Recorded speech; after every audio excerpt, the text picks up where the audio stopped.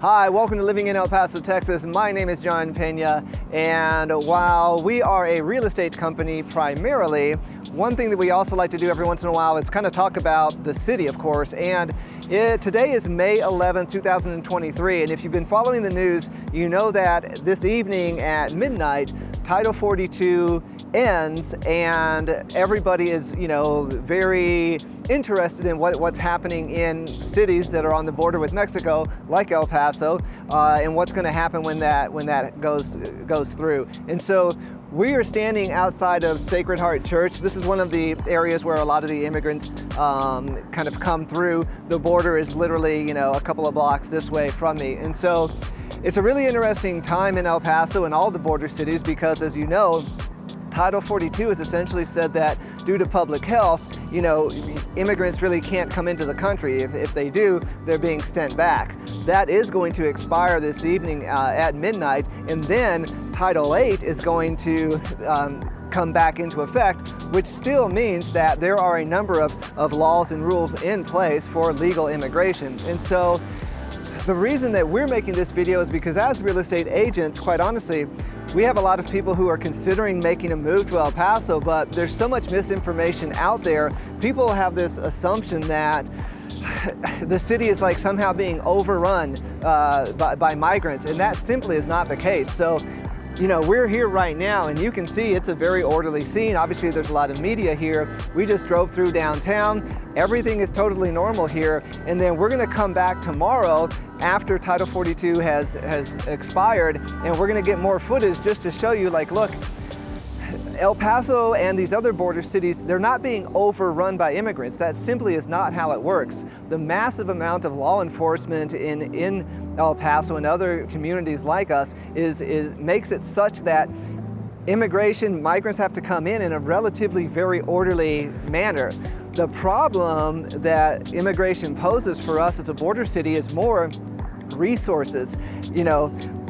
These immigrants, they're not coming to El Paso, they're coming to the United States, right? So El Paso is just a point from which they enter and then are dispersed wherever they have family and or sponsors. So El Paso is more just kind of a holding ground for a couple of days for most of them, but during those couple of days, we need resources. So places to stay, food, clothing sometimes, right? Health resources. And so we have declared a state of emergency, and what that does is it allows us we've converted 2 schools into shelters, and if needed, the Civic Center also will be converted into temporary shelter for these folks. So just kind of an idea of what's kind of going on in El Paso, just to try to dispel some of these myths that, look, we're not being overrun by migrants here. That's not the case. It's more a case of trying to humanely and lovingly help people make the transition, if they do it legally,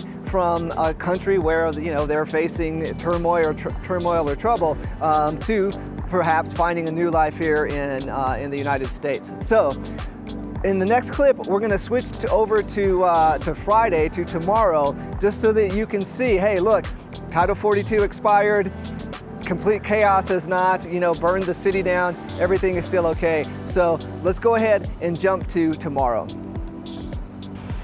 Okay, so it is Friday, May 12th, and I am downtown in San Jacinto Plaza, and as you can tell, the city has not fallen.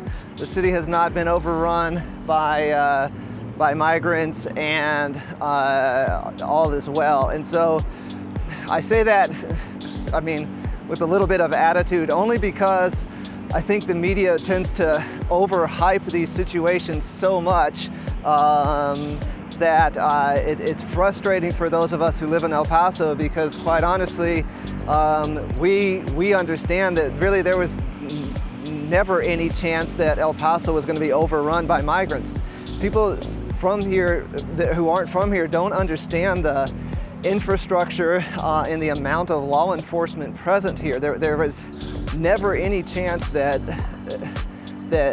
all these doom and gloom scenarios that people are talking about were ever going to happen. Quite honestly, it's a lot more calm here today than it was yesterday. And the reason that there was so much attention yesterday is that there's so much misinformation for the migrants on the other side. You know, if you're following the news, you probably have heard that so many of them were told by these coyotes and these smugglers that, you know, they wouldn't be turned away if they could get into the United States by yesterday, or misinformation that as soon as Title 42 lifted, all of a sudden it would be open borders and everybody would be welcomed. So, you know, that's unfortunate, of course, for those folks. But again, the fact of the matter is that this country needs immigration reform. The last time we had true immigration reform was in the 1990s, and since then, the issue has been so politicized that you know, nothing really substantial has been done to remedy the situation. So, I hope that this is kind of helpful. I mean, there's no shortage of news. I've been watching the news and everything is either from El Paso, San Diego, some of the other border towns in Texas, Arizona, what have you. But just for the record, like I said, everything here is normal. I guess that's really all we really wanted to kind of let people know, just to kind of counteract some of the myths and some of the, like I said, doom and gloom scenarios that people were suggesting might happen. Those did not happen. I hope that this information and this video gives you a little bit of assurance that for those of us who live in El Paso, you know, life continues on, and yes, we are a border town, and that may not be for everybody, but for most of us, you know, we love our city, and you know, we play a part in how this country kind of coexists with immigrants. And as everybody likes to point out, again, this is a country of immigrants. And so with all of that, I hope that everybody's having a fantastic weekend, and we'll see you in the next episode.